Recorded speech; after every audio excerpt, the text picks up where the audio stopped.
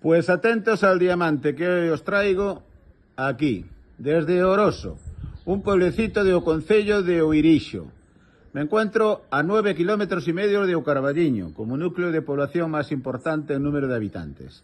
Y quiero presentaros este inmueble que no va a dejar indiferente a nadie porque es un auténtico diamante. Esta ya sería su fachada orientada al lado oeste. Voy a dar una vuelta a su perímetro parcialmente para enseñaros el resto de la fachada. Esta ya sería la orientada más al suroeste. Ya lo veis, perpiaño, piedra de país, encintada divinamente. Joyita, joyita. Diamante en bruto. Balcón por este lado, galería por el otro, para que os deleitéis. Ahí me voy a parar despacito y desde aquí me voy a ir a su interior para enseñaros y desmenuzaros cómo está desglosada esta vivienda. Esta es la planta baja. Salón. Aquí lo tenéis. Amplio salón con sus enchufes, listo para amueblar a tu gusto. Cocina. También para amueblar, que sería lo único que habría que rematar de lo que sería el continente en sí, con una cocina de leña todavía embalada, lista para estrenar. Desde aquí, sala de lavadoras, del termo, secadora y todas esas cosas que necesitan un runcho en cada casa. Me voy a su planta alta, por estas escaleritas. Aquí lo tenéis. Y así se desglosa su planta alta. Baño.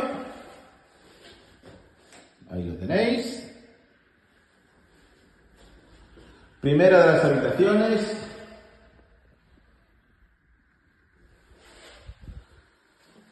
Segunda de las habitaciones. Y tercera de las habitaciones.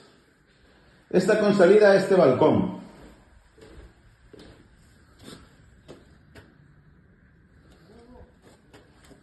Preciosidad. Fijaros la piedra.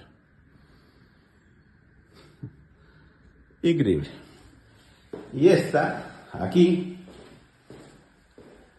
con galería. Pues este diamante, ya no joya, este diamante del rural gallego que necesita únicamente la cocina para dejar lo que sería el continente completo totalmente y amueblarlo a su gusto, va a tener un precio único. Atende bien porque es para pensárselo. Va a ser de 69.900 euros. 69.900 euros. Ni dudarlo, ni dudarlo. Me llamáis 618-784282 y empezamos a hablar.